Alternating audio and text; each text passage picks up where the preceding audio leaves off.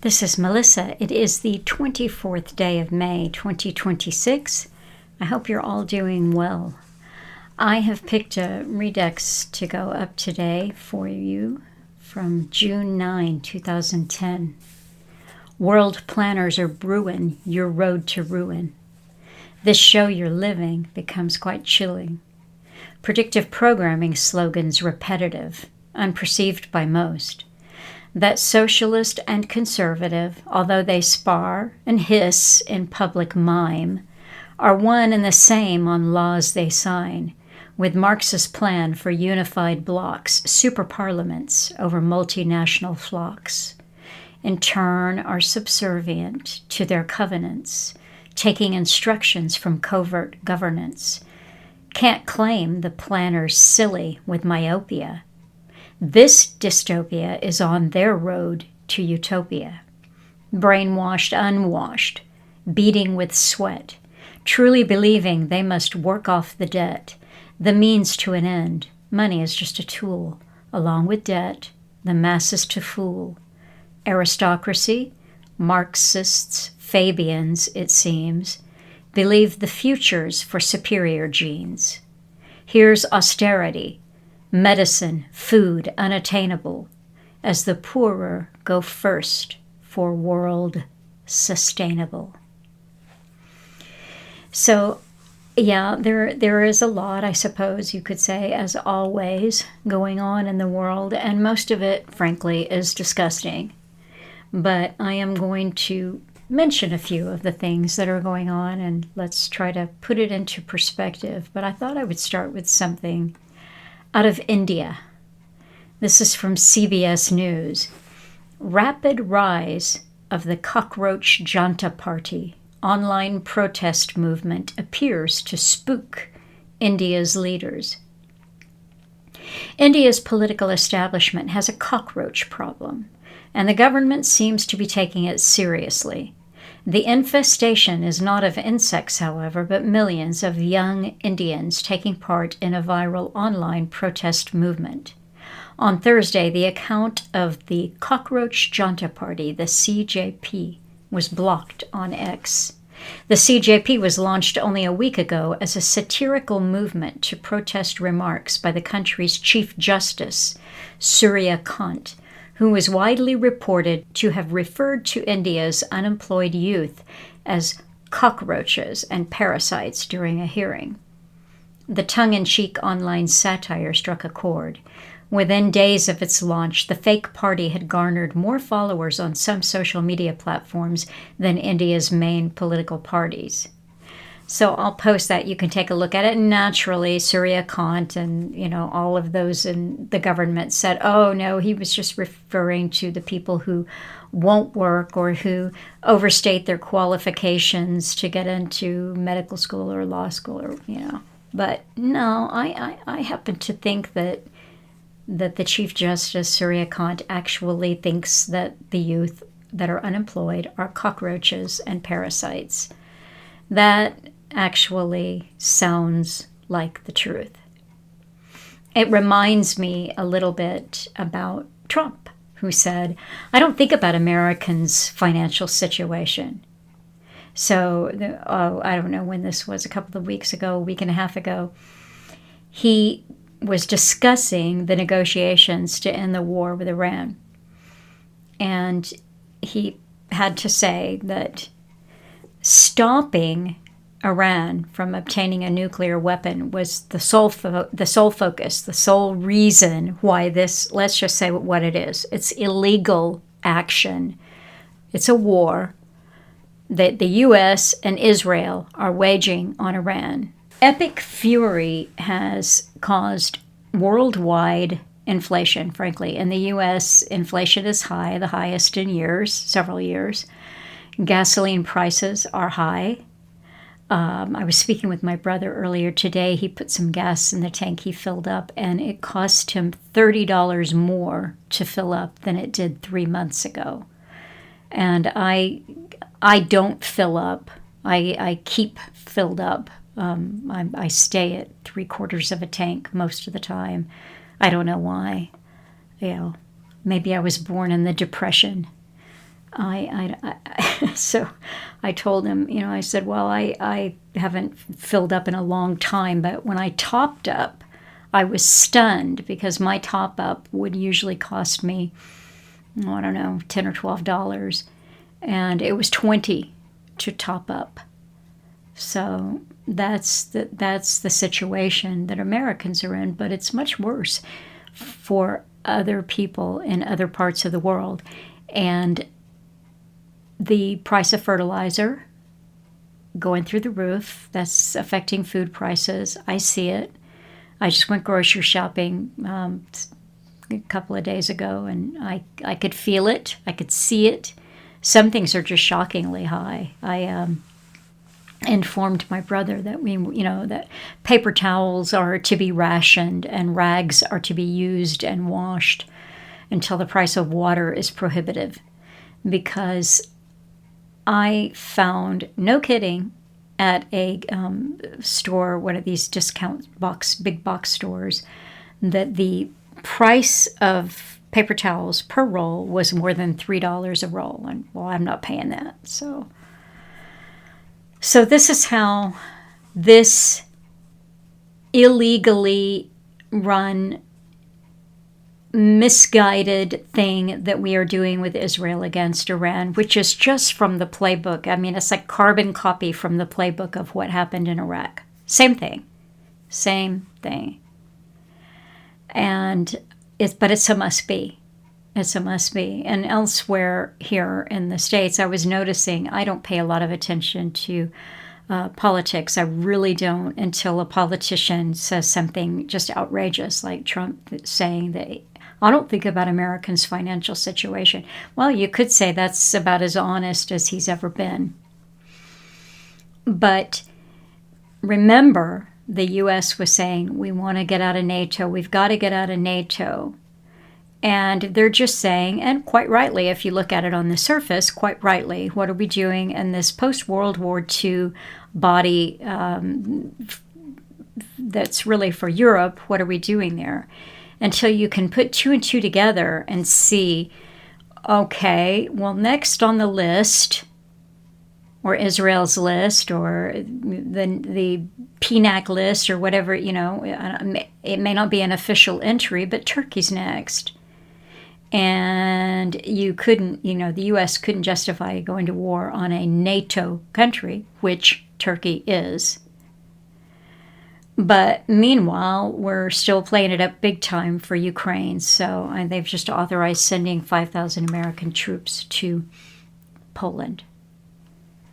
So in a way, I think that you could say it's just kind of business as usual on the politics front.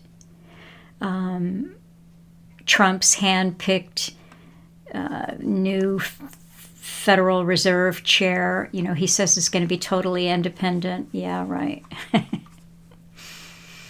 I mean, what Trump isn't saying, what he's not saying is that, the Federal Reserve is not federal, it's private.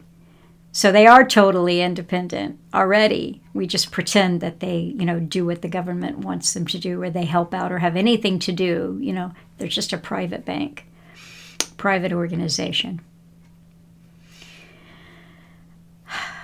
Peopled by cockroaches. So what else? Ebola and hantavirus. Okay, this is an interesting one here from Politico. What Ebola and hantavirus are revealing about America's public health system. Public health experts say neither virus poses an immediate threat to most Americans.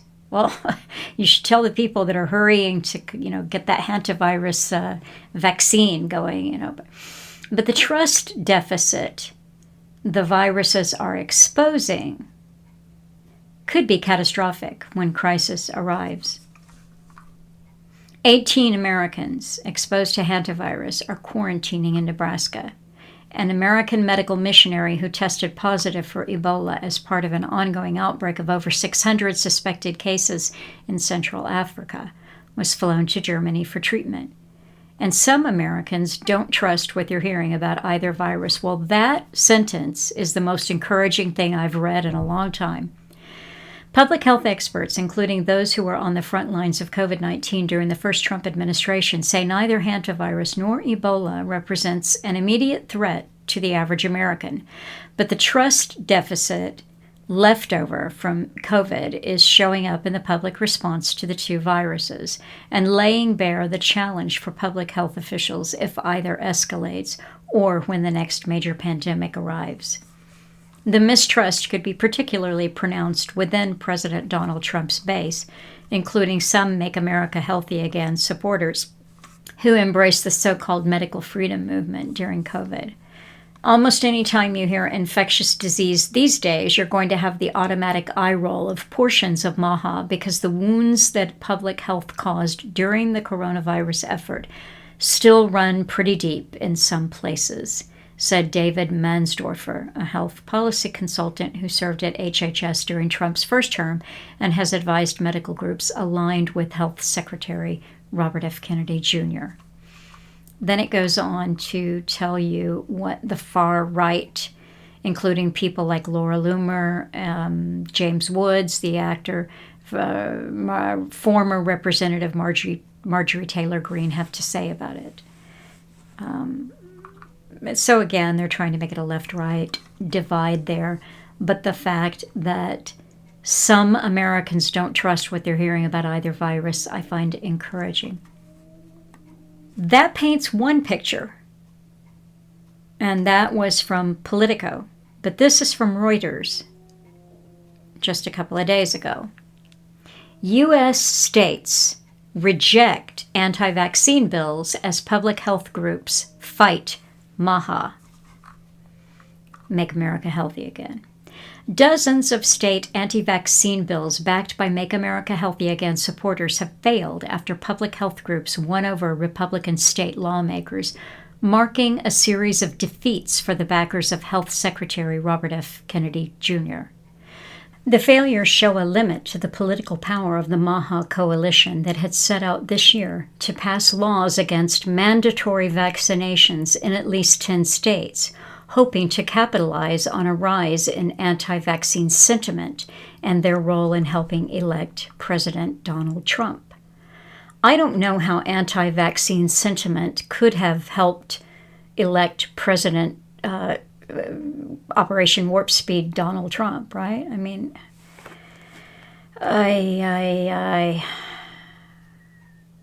I'll post this and you can look at it. You know, everything is partisan. Everything we're told is left versus right.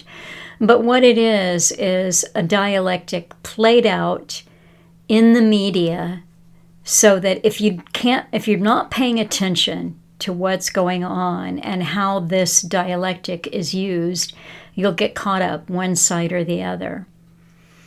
So in the States, for anyone who pays attention to politics here, our Secretary of State here is a gentleman by the name of Marco Rubio. He's really a neocon pawn. And Marco Rubio is Cuban. His family's from Cuba. So I guess he's got some problems with the communist regime of Cuba. And it would appear that he's single-handedly dictating some crazy policy in Cuba right now. And it's so actually mystifying to try to understand what is happening right now between the U.S. and Cuba. But this is from the BBC. The deadly plane attack at the center of Castro's indictment. Now, this is not Fidel Castro. This is his brother, all right, who's recently been indicted. Just try to stay with this crazy story here. Okay, deadly plane attack at the center of Castro's indictment. The fatal crash of 2 planes off the coast of Florida more than 30 years ago is at the heart of the criminal charges against Cuba's former leader, Raul Castro, the U.S. revealed on Wednesday. The attack by the Cuban military on a civilian plane sparked one of the biggest crises between Cuba and the U.S., with effects lasting to this day. Cuban fighter jets shot down 2 small planes which belonged to a group of Cuban exiles in Miami in the waterway between the Caribbean island nation and the U.S. state of Florida, with all 4 on board killed instantly. The attack was met with strong international condemnation, including against Raul Castro, who was Cuba's armed forces minister at the time. It led to the U.S. tightening sanctions against his brother Fidel Castro's regime and dashed any immediate possibility of dialogue between Cuba and U.S. President Bill Clinton's administration. Raul Castro, Fidel Castro's brother, formally relinquished the presidency of Cuba and the leadership of the Communist Party in 2021, but is still considered by many to be the most powerful man in the country. The indictment comes at a particularly delicate time for the island. It is mired in economic and energy crises following recent pressure from Donald Trump's administration and the loss of support from Venezuela after former leader Nicolas Maduro's fall in January. The aircraft attack took place during a profound economic crisis that struck Cuba in the 1990s after the collapse of its main economic supporter, the Soviet Union. The island was plunged into extreme economic emergency with blackouts, food shortages, and a lack of fuel. That crisis, which many compare to the current one, prompted thousands of Cubans to attempt to leave the island to reunite with family members in the U.S. Suddenly, everyone started looking for anything that floated to try to reach Florida. All right.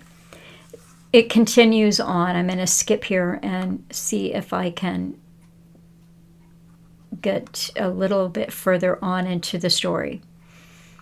These planes were shot down, all 4 on board killed. There was a 3rd aircraft that managed to escape.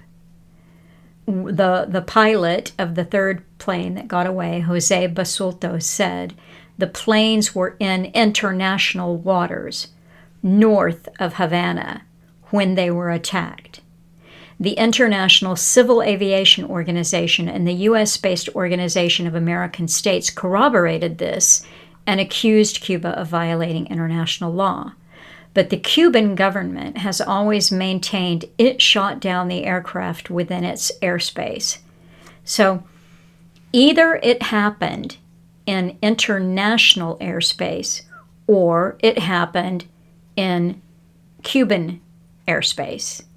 Either way, what right does America have to indict this Raul Castro, call for his extradition, which isn't going to happen?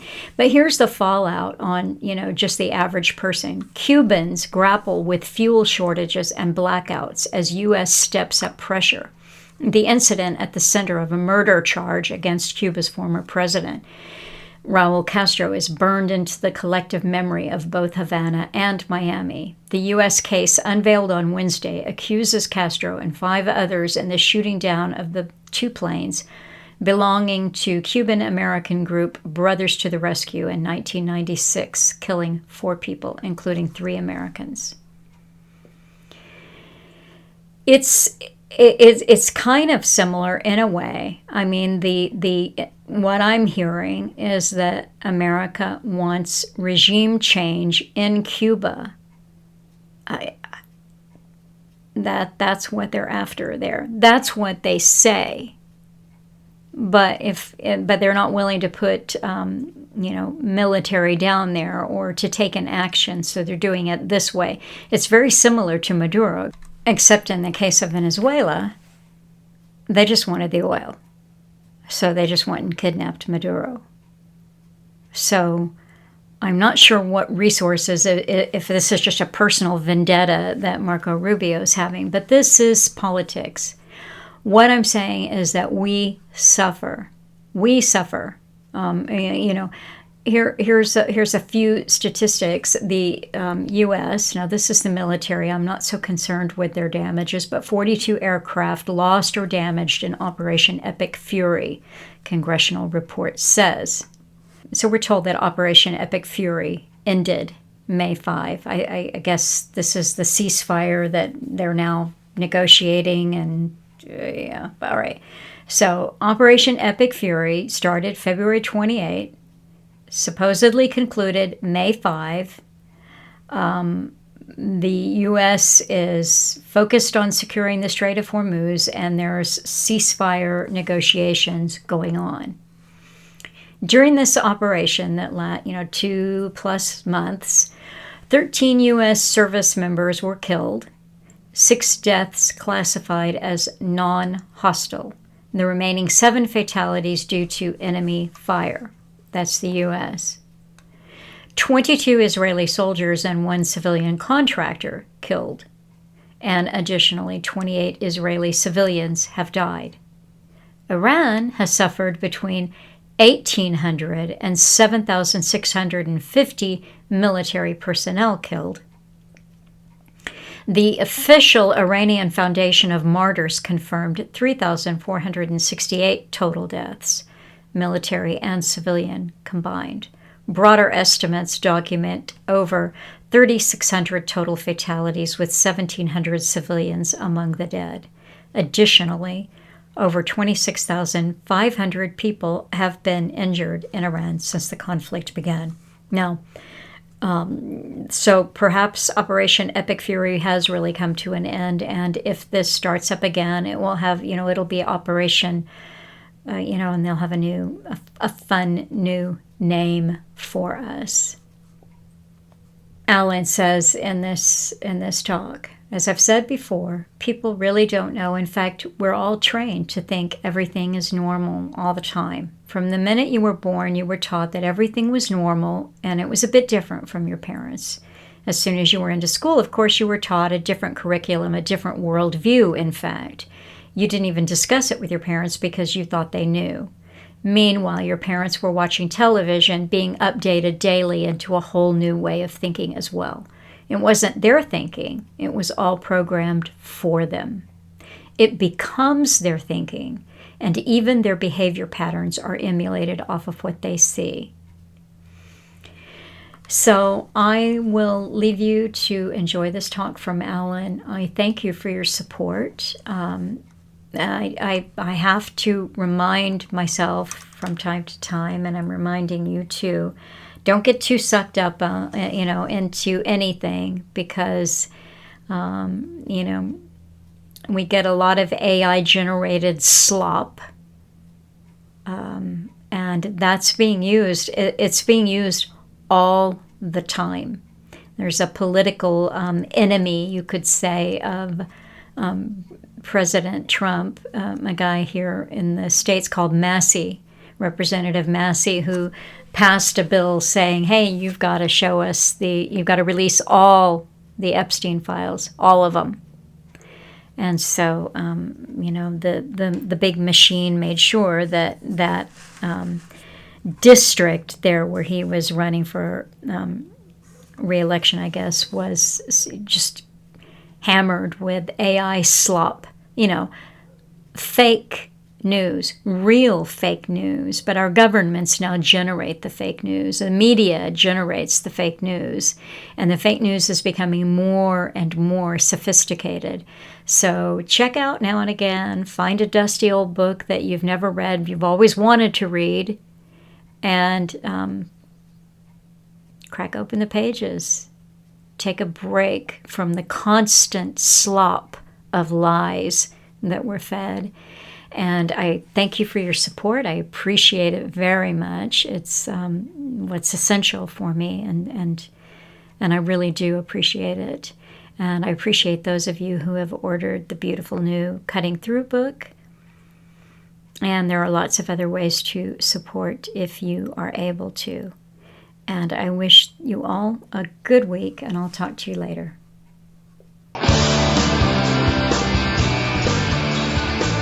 Hi folks, I am Alan Watt, and this is Cutting Through the Matrix on June the 9th, 2010.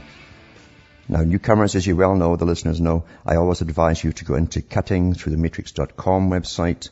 I've got hundreds of shows listed there for download, for audio, that I've done over the years, and you can pass the time a lot of time going through those if you want to. Remember, all those sites that are listed there, bookmark them for future use in case the com site goes down again, which it no doubt will. And remember, all the sites also have, they have all the audio is the same. They also have English transcripts of a lot of the talks I've given for download and print up. But if you go into Alan Watt Sentinel.eu, you have the addition of transcripts in languages of Europe to choose from. And remember too, I don't get paid by advertisers. Most hosts do. That's how you make your living. I depend upon you, the public, to keep me going. That gives me a freer hands. The ads you hear in the show are paid directly to the station for the broadcast of the show. It pays for their board ops, their equipment, and their bills. So you help me with mine by going into cuttingthroughmatrix.com website. See the books I have for sale. They're different than anything you'll read, because believe you me, what you're living in is beyond any textbook you're going to read. It truly is. It's beyond sci-fi. And I try to show you other ways of thinking and seeing things from a non-linear perspective. And if you want to survive, at least for your own soul, so to speak, then you've got to understand how to escape all the traps that are laid out for you. This is a total war that's gone on the public for an awful long time, and you've grown up in it not even knowing. Your whole reality has been shaped for you, including getting you ready for a future which you haven't even thought of. You'd never imagine. So purchase the books, the discs, the CDs, and from the US to Canada, remember we're all one big NAFTA family now. You can use personal checks to Canada, or you can use an international postal money order to order the items I have for sale. Just send me the appropriate donation and a separate email with your name, address, and order, and I'll get it out to you. Now across the world it's the same thing. PayPal for donations, and I really depend on donations, or for purchase. A separate email for purchase. You can also use Western Union, MoneyGram, and some people send cash from abroad to Canada. Now, as I said before, people really don't know that, in fact, we're all trained to think everything's normal all the time. From the minute you were born, you were taught that everything was normal, and it was a bit different from your parents. As soon as you went into school, of course, you were taught a different curriculum, a different worldview, in fact, and you didn't even discuss it with your parents because you thought they knew. Meanwhile, your parents were watching television, being updated daily into a whole new way of thinking as well. It wasn't their thinking, it was all programmed for them. It becomes their thinking, and even their behavior patterns are emulated off of what they see. Nothing has happened in the last, definitely since the time of H.G. Wells, when he talks about it in the Fabian Society. Nothing's happened in culture across the whole Western world that wasn't planned by very big wealthy powers to bring in a whole new society of total control. And the Fabian Society certainly did write a lot more than some of the other bigger societies that had a leading role. And the bigger societies, of course, were not just international banking groups and those who dealt with economics. And that means you folks, you're all part of economics and whole generations thereof. It also meant that they'd have to plan a whole new society with depopulation and so on, but they had to play the good conservative role, because the conservatives truly did lead the charge for integration of Europe, for the Americas and so on, because they love socialism. Back with more after these messages. This is Alan Watt. We're cutting through the matrix. And as I said already, it's astounding really when you understand a fair bit, but never enough. There's always so much more to the big system, the matrix in which you live. There's so many compartments and rooms and various corridors and adjoining rooms and so on, and people all working together, different groups working together towards the same goal. And it's a goal the general public would never like, of course, if they truly understood it. So the art is to keep you dumbed down, silly, drugged down, and toxic down with all the foods that you eat, with the GMO stuff and all that, and keep you vastly entertained with trivia, and you'll never really clue into it, even as you're passing through and going through the incredible changes that were planned long before you or your parents were born. And it takes all parties at the top to work together and appear to be in opposition as they run for politics to bring it about. That's the trick as well. Because after all, you see, we're the herd. There's only one herd. You might go into a category of the herd, but it's still one herd. And people like categories. They like to say, I'm this or I'm that. And they join pre-existing categories. But it's one herd, so you need different shepherds to bring them to the same enclosure. If you watch sometimes sheepdog trials, you've ever seen them, the shepherd would often use two dogs for a large herd. And they'd go on either side, to the left and the right of them. And sometimes they would even take a whole swathe of sheep off in one direction with one dog and one with another, take them round in a circle and put them all back in the same pen. Well, you see, that's the technique that they use through politics to manage the public. The sheep don't know that the shepherd's a bad guy. They kind of like the shepherd. They're fond of him. They've seen him so many times, and he often feed them with extra tidbits and stuff.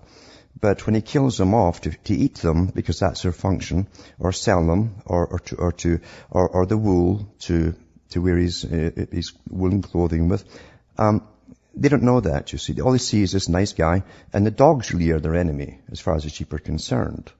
So it's very, very clever. That's how the public are generally run, in all countries. Going back to just the late 1800s, for instance, the massive socialist movements that we take almost no notice of today.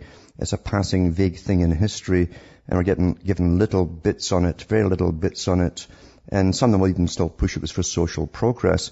But when you look at the communist movements that came out of it, and Nazi Germany as well, it came out of it, and incredible slaughters from the Soviet Union and Nazi Germany, and you realize, well, it's the same agenda worldwide if socialism still exists, because socialism isn't just helping people out with welfare and free this or free that. Socialism is far more. It's about population control, for instance.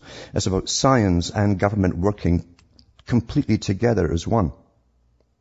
This was put out in H.G. Wells, who was a propagandist for this whole system, a guy who denied that atrocities were happening in the Soviet Union. He used to go over there and come back with glowing reports of how wonderful it was. And, of course, he never saw the prison camps and the wires and the experiments they were doing on people when they cut the tops of their heads off and did brain experiments by the dozens and hundreds, actually, eventually. He didn't see that kind of thing. Or if he did, he didn't care. He thought everything was proper because science should rule. And he made the book. He put a book out. It was For the Shape of Things to Come. And he outlined everything in a fictional form, given data, of course, from his masters. And that's how big novelists really work even today in the futurist society. They're picked out, they're told to write a story around these topics to get points across. And you get immersed in fiction. Fiction is the greatest guide of all. Fiction takes you along with a human story through different encounters, changes. And before you know it, you've gone through all these changes in your mind, and you've downloaded a whole bunch of possibilities you hadn't thought of before, which become inevitabilities. So when the real stories pop up, you think that's quite natural. It seems to be made that way. Things are sort of progressing naturally. You've never consciously worked through them logically. You've been downloaded. That's called predictive programming. Now, but in his own book, and in a movie they made too, I think just prior to World War II, they made the movie, they showed you the world up to the year 2035 or so, with a continuous war starting just around the time of World War II did begin. But a continuous war. And there's many ways to have a continuous war. Most folk think it's just complete fighting and tanks and bullets and guns. But war is fought on economic fronts. It's fought on psychological fronts more than ever. It's fought on deception fronts. Many fronts involved in deception. That also includes pretty well all of the mainstream media, who have done a fantastic job of deceiving the public. As whole blocks were reformed after the supposed Soviet Union fell, and you now have a new Soviet bloc they call the EU, with more powers than the Soviets even had. Really, they have more power than the Soviets had over the people. But H.G. Wells went through all of this, and he went through a time that would come out at the end where, and Raymond Massey, I think, was the actor, and he said when government joins with science, He says they'll be invincible. He said individualism is nothing. Man by himself is nothing as the individual, but man collectively can do anything. That's a collective again. We're all in it together idea. But science was to reign supreme so the fittest could survive if you go into the book version. Interesting too, he said that they would use techniques on the public who wouldn't go along with things. He called it the peace gas, the gas of peace. They'd spray it from the air. It kind of reminds me of all these chemtrails that are all over the place and have been since 1998 continuously. And if that's the testing, they say they've been trying out, God help us, when they discovered the whole globe in one big blanket, a cloud continuously, then you'll be in Blade Runner, the movie. Another predictive programming one, of course. So you're living through massive changes, and the last people who must understand what's truly going on are the general populations. Because you're in a post-democratic era. Post-democratic.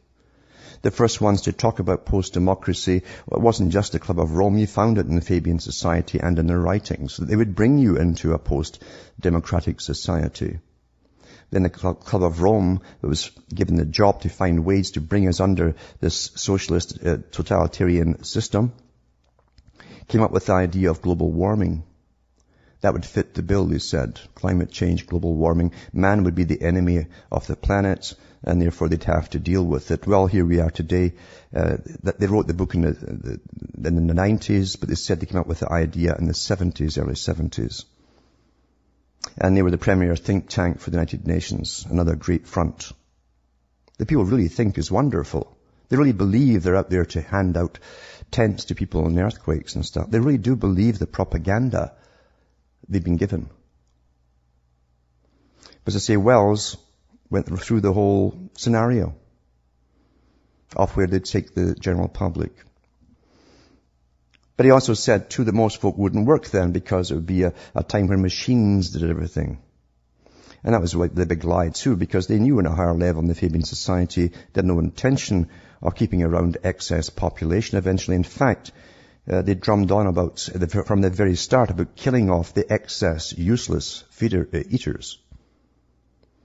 And in the movie, the documentary version of the Soviet story, an excellent expose of how wonderful the socialist system truly was, they showed you not just experiments on the general public, incredible experiments and the massive slaughters they had, but it begins with a talk by one of the founders of the Fabian Society, George Bernard Shaw, who said, when we are in power, when we rule, he said, you will have to come to us and justify why we should keep you alive. Now that sounds, it's almost like a movie to most folk today who can't tell fact from fiction anymore. They live in a psychedelic kaleidoscope of advertising and flashing things on television and sex and boob babes and little bits and bytes of news and people getting blown up by drones. It's all one big mush to them. And it's intentionally that way so that you cannot think logically through any one particular thing. Part of the psychological warfare is to keep you always worried and afraid. So mentally you're running all the time. You're running. You fear of bad health, you got fear of unemployment, you got fear of sickness, fear of death, all these different, fear of homelessness. All these things are played on. Sometimes individually, a long period of so-called recession and unemployment, sometimes all together, and you're the all-together stage now, where everything's coming down at once. That's wonderful, very clever psychological warfare, manipulated by a capstone with a whole bunch of bricks underneath them, making sure you get it from all different angles and perspectives, but never the truth. That's how you're managed. Now, we're managed to a point, and most folk will truly think, they really believe money is real. They believe that debt is real. Most folk out there can't even tell you what money is, or how it even comes into circulation. Most folks still cannot, they've never even gone beyond getting a paycheck or going to the bank and withdrawing, never knowing how it's even created. They have no idea at all. that all money is put into circulation through the central banks via the ones who supposedly lend to the central banks as debt. And it's so simple because if you only had $100 printed up in the world, and that's sold off as somebody's bought the bonds to guarantee that debt, you see, he's guaranteed as well. He'll get an interest on it of even 10% at the end of a year. But no one's printed any more money up. So you've got $100 plus $10 to give them back. Where's the extra $10 come from? It's not printed yet. It's constant debt. It's a debt system in every country to keep you slaves. Always slaves. But for a bigger purpose than that even too. Back with more after these messages.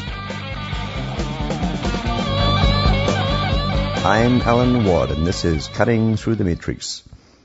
Going on about our reality and our little bits of the rush through history that we do go through. We rush through life, don't we? We're actually stampeded through life from one crisis to another, and that's intentional. That is intentional, because there's method to the madness.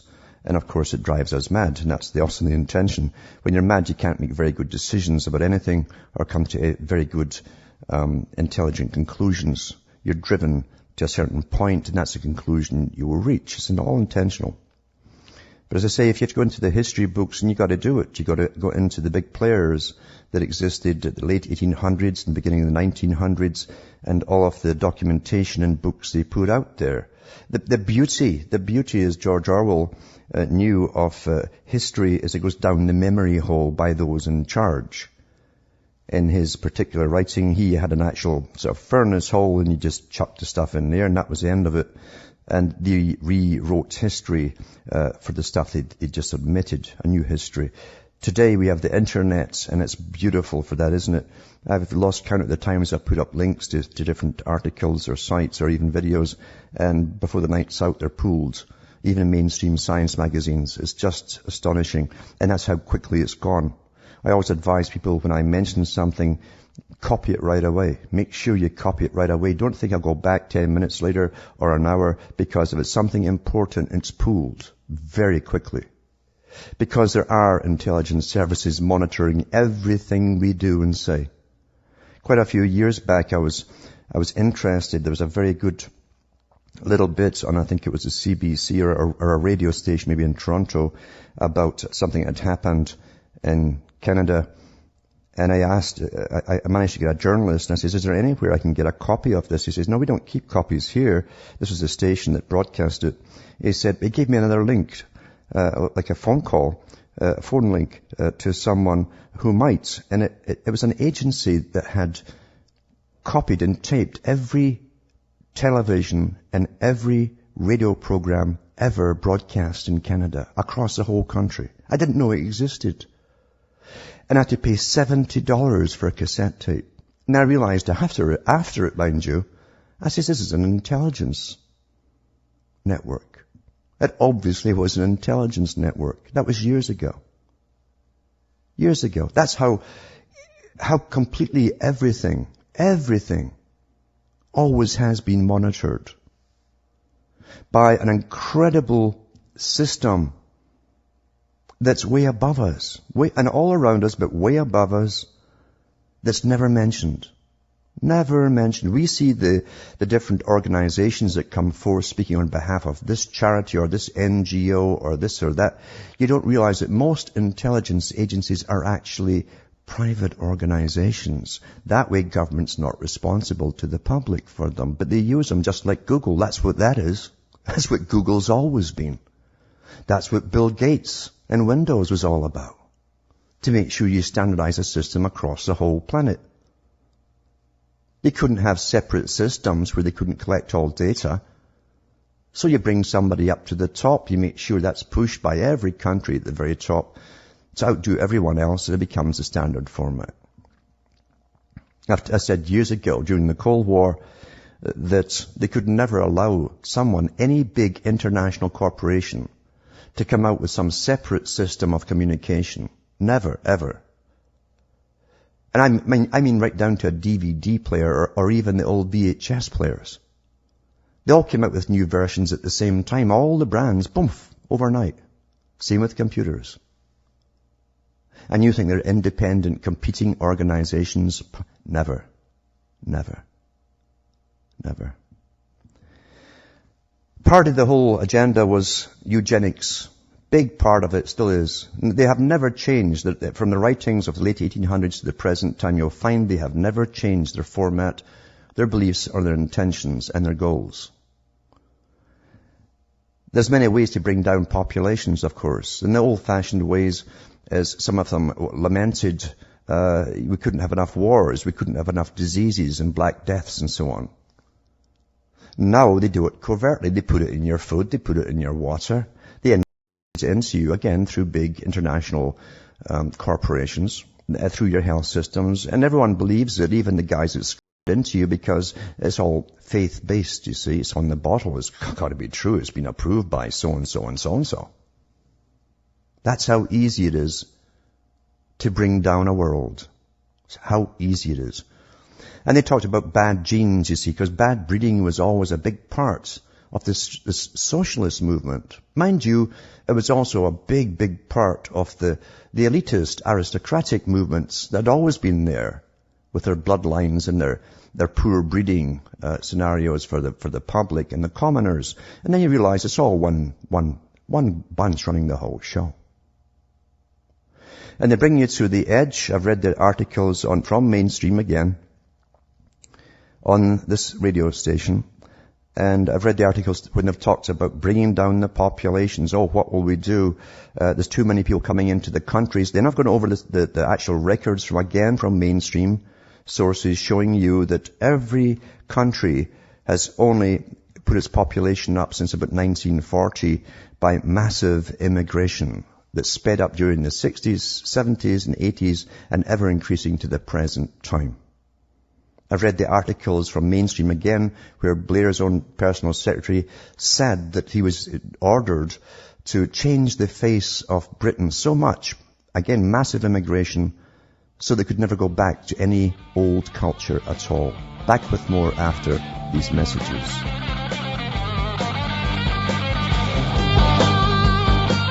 Hi folks, this is Alan Watt. We're cutting through the matrix. Talking about population increases, but which are intentional, of course.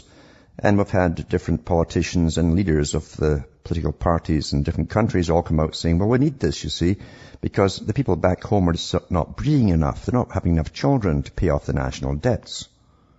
And that's been said to every country, you know. And then when they've got it just where they want it, because all people rush into the same cities, you know, all immigrants always rush into the same major cities. That's how they start off. That's what you do. And it seems they were never meant for such massive populations to begin with. And it gives the impression that they are overcrowded because the cities are overcrowded with massive incoming, constant immigration flows. So what do? They turn round, and now here's a handout to the press. Most of what you read in major mainstream are handouts by corporations or their PR, their front groups, their marketing groups for them that act on their behalf. And this is one of them I'm going to read. It's been plonked right in a newspaper, actually a rag, because the rags, that's what you call them in Britain, they're rags. And if you can get a hold of that documentary I mentioned, an excellent documentary on how celebrities are used to control your minds, basically, and for charitable works which are pretty fake. You look at the one, Star Suckers, the documentary Star Suckers, the part 2, not just the first part. You got to go into part 2, and it goes through how most newspapers today don't have very many reporters. They slashed them years ago. And they depend on these handouts. So they put out the handouts from the Greenies and the handouts from so-and-so, but they don't let you know that's where they're coming from, and you take that as news. Here's a handout on about overpopulation. And it's put in the Daily Mail. It says, by Daily Mail reporter, that means it's a handout.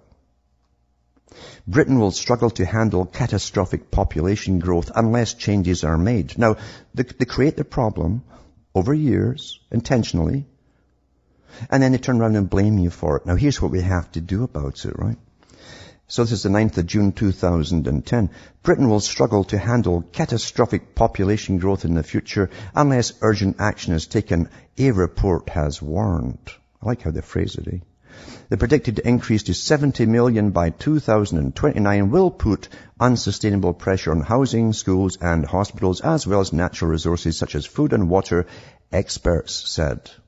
So far, they haven't mentioned the Daily Mail reporter. They haven't told you what organization it is or who the experts are. So far, right? Then it says current trends will see a city the size of Bristol added to the population in the UK every year for the next 2 decades. You see, that's how they do it. For the reader, you see. Psychologists and marketers and companies work this stuff out on behalf of the organizations that want to propagandize you. So it says, but sustainable development, so there you go. Sustainable Development Group Forum for the Future said vast growth would cause huge rises in population and waste. Its report called for urgent action to stop numbers reaching the expected highs and causing a fall in quality of life levels. And it urged a rethink of the policy of importing labor to take skilled jobs. It's about 40 years too late. And these team guys were behind it, the ones at the top, you see, to bring them in the first place. Director Sarah Parkin warned a debate about population had been hijacked by extremist groups, but was a key environmental issue. Environment over population, all the rest of it, you see.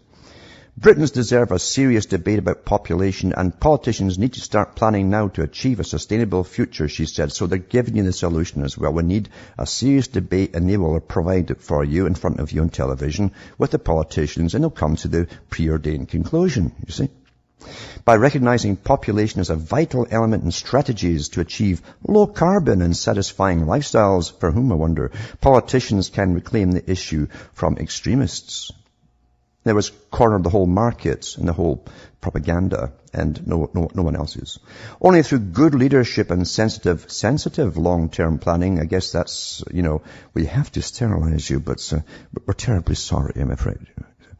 Only through good leadership and sensitive long-term planning can we make sure that the UK's population growth falls short of today's high projections, and that we are prepared to cope effectively with any growth that does happen.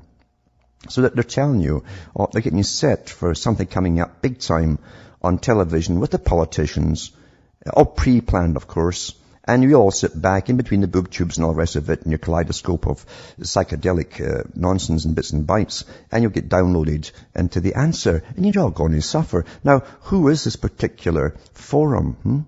Who are they? Of course, that handed out this thing to the media that just plonks it right in there. They're happy for that. They depend on the stuff to fill their pages in between the ads. Forum for the Future, it says here. And this is just the wiki part of it, mind. I've got other stuff here too. Founded in 1996. Headquarters is in London, UK. It's almost like the Population Trust, the other ones too, the Optimum Population Trust. And I'm sure they're all part of it. And it says, it's a British non-profit organization with a mission to promote sustainable development. Its vision is of businesses and communities thriving in a future that's environmentally sustainable and socially just. It runs partnerships with more than 90 organizations across business and the public sector to incorporate those principles of sustainable development. Forum specializes in futures work, innovation and capacity building. That means a lot to you, doesn't it?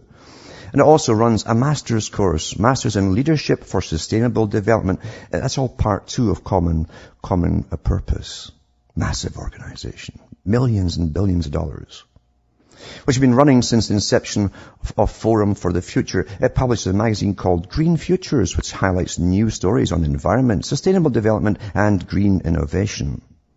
And it gives you a bit of history. The partners, it's the same old stories, It was founded by Jonathan Porritt. Same names keep popping up through all the different organizations to do with depopulations. Sarah Parkin and Paul Eakins. Peter Madden became the CEO in 2005. Partners. It's got partnerships with more than 90 organizations in the public and private sector. Now, it's a private organization, right? A charitable organization, right? So it's registered and all the rest of it's a charity. It says it works from 3 principal revenue streams: annual fees from its partners, fees and grants for its work on projects which advance sustainability, and charitable donations and legacies. Its revenue, they claim I bet you anything it's about 4.1 billion. They say 4.1 million pounds here in 2009 was its revenue, of which 61% came from business, 14% from central and local government. Your tax money is funding this private organization that's telling politicians what to do by depopulating you and giving you the snip. And 13% from not-for-profit organizations. That's the other way it's funneled through the foundations. And then you go into their partners from their own website, right? It's anybody and everybody who is everybody. You go Axo Nobel Foundation corporate partner, Alliance Boots, that's a big pharmacy, boys. AOL Time Warner, once you depopulated and sterilized. Arup, Aviva Investors, AXA Insurance, Balfour Beatty, Bank of America, Merrill Lynch, Benchmark Software, Beverage Can Makers Europe, Bottle Tap, BP, British Petroleum Foundation, British Waterways, British Telecommunications, BT, Bupa Cadbury, the guys that want you to have your chocolate and get all fat, with the artificial stuff they've got on it now. Like chocolate-like. And Carillion, Cargill, the City of London, which is a corporation in itself. This is on its own website. I'll put these up for you. It goes on and on and on. I can't read them all. It would take too long. But it's anybody and everybody who is everybody once you sterilized and depopulated for a sustainable future. Well, you'd think in that case they wouldn't have all these customers. Well, you see, these aren't private, really. All these big corporations are part of a big, big partnership. Not just to do with bringing in profits either. Much, much bigger than that. It's to bring in your whole reality. And I'll guarantee you that they'll fund every other massive group out there too that's telling you what to do. And even oppositions as well. Every base is covered. That's how it's really done. So, as I say, I'll put these links up for you to peruse at your leisure. And you'll see how everything interlinks at the top. Everything. Every international organization, corporation, multinational corporation, everything that's really authorized and out there is all part of a much bigger plan. You have to go back into the histories of these organizations too, and these corporations to find how long they've been around. Where'd they get their startup money from? Who funded them into existence? What was the organization that the first CEOs belonged to outside of just business? You'll find they all tie in together. All of them. And that's where you are. So it's all your fault now. Last night I mentioned an article where they're turning around and saying, it's all your fault. It's the baby boomers' fault. Everything that's happened in the world since the 50s, late 40s, 50s, is all their own fault. It wasn't the bank's faults. It wasn't government's faults for borrowing money and fighting wars and giving private contracts out for the Cold War for missile after missile after missile that they never used. It was the baby boomers' fault for having it too good, you see. They always blame the victim. The victim is always blamed by the psychopath. No matter how crazy it seems. Even if a rapist is caught on video raping someone, and it's actually been done in Canada, and it goes up to the High Court, they'll still turn around and say it was her fault. And even if he's killed 10 of them afterwards, he still says they all wanted it. They all wanted this and then killed. That's how crazy it sounds to the average person if you hear them. But they can never blame themselves. They must protect their own egos. These are dangerous people. Dangerous people who want to bring down the populations. And they all have their masters, and they all wanted the overpopulations of the same countries with massive immigration to bring on the problem. Because they're not after depopulating from one country or another. They want to depopulate the whole world. You can't keep saying it's the third world, it's the third world. You've got to bring the third world in. Massively. And a massive welfare state to make sure you get the message we're all going bankrupt. We're spending so much money in welfare. And the healthcare is kaput. You can't cope with it all. There's too many people. Well, it wouldn't have happened in the first place unless they caused a problem intentionally. But the goal is the world depopulation. You couldn't bring in terrorism bills and laws across most of Europe unless you had brought in the immigration, even though you're using it as a ruse to put anti-terrorism and loss of freedoms and rights on everyone. But you couldn't have done it unless you'd brought them in and encouraged them in through special immigration programs in the first place. And 30-odd years ago, I knew they were setting up the chessboard for today. I said, one day they'll attack the homelands, these people, and all hell will break loose. They set it all up in advance. But now it's all your fault, you see, and you've all got to suffer, and you can't have any rights anymore because none of you can be trusted. And the UK really was the leader for this. It's an example to the rest that are falling fast. In the US, they don't know what's going to hit them yet because the same system of mind control is even better there. They have more entertainment in the US. They have more newspapers throwing out different versions of everything, and they're incredibly mind-bombed with entertainment. And plus they truly believe that their leaders really are there to help them. They really do. And they've no idea that the right and the left all work together. They always have. They have no idea. They truly have no idea, most of them, that they're headed for even a worse downfall than Britain. Because it's going to happen faster. Much faster. And once their job is done, remember, Britain was a policeman for the world up until World War I and in the beginnings of World War II. And they handed it over to the US in a formal ceremony on the Senate floor. And they said, we pass the torch on to you. And the US is almost finished doing its job of policing the world. There are in over 70 countries, openly, and a lot more besides unopenly, quietly, covertly. They owe so much money, you could probably, if you put it to the nearest star at 5 light years away, you could probably get there and back if you made a roadway of dollar bills that you owe. It's impossible. It's not meant to be paid off.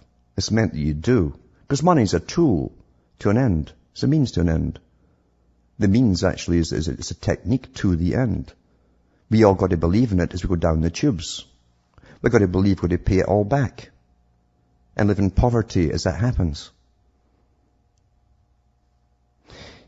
They said at the end of many of their books from the Fabian Society, the Royal Institute for International Affairs, they're all combined together, by the way, private organizations, with royal charters to exist, on behalf of the aristocracy, and the Anglo-American aristocracy as well, because they were well entrenched in the US.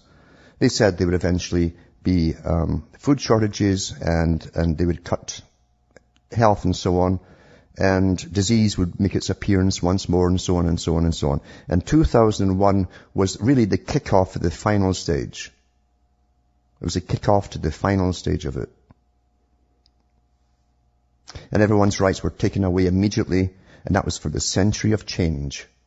Century of change that was talked about in the 1800s, that the 21st century would be the century of change, where science combined with government as an expert society, the scientific dictatorship that Huxley talked about, that's when it would be working.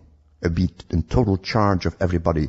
There'd be no such thing as, I want my rights. You would simply do as you're told, for expediency's sake. That's where you're going. And the US will be managed down the road to hell the same way as Britain and all the other countries in Europe have been managed down the road to hell. But they're going to finish off the job in the Middle East first. That's all they have to do. They keep supplying the troops, the young guys who play video games and want to be heroes. They're nobody before they get the uniform on, and suddenly you're somebody. And if you come back, you get a bit of attention for a while till the novelty wears off amongst those around you. That's quite something. Quite something. You have no idea what's coming down. and the massive organization above this. Massive organization controlling it all.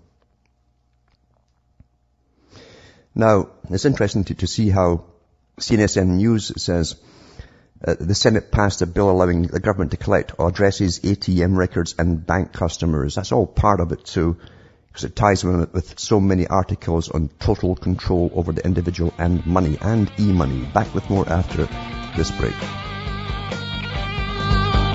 Hi folks, this is Alan Watt. We're cutting through the matrix. Just to finish up that this stuff with Google collecting all the Wi-Fi addresses and so on, basically it was all intentional. I've got 3 articles on it. Google was set up in the first place to do what they're doing, and they'll be untouchable. Even if they pay some petty fine, that probably doesn't even actually mean money passing any hands at all. It probably doesn't exist. It's just to keep the peasants happy, because Google is part of the information world data collection system for those who really run the world, like all the other ones are too, all the biggies. And they've been passing information to governments from their inception. But supposedly they've collected through their Street View system, they're collecting all the Wi-Fi connections, and they've actually got all your coding, everything they need to get into your computer and your system. And it's not just for commercial purposes, so it's going to target you with ads. It's far more than that. Germany has taken them up on this too. And Britain had to fall behind Germany since they went first and say, well, yes, that's wrong, and we might put charges and so on, because it's basically spying, you see. Well, of course it's spying, because these big corporations are set up to be spies and collect all your data. What do you think spying is?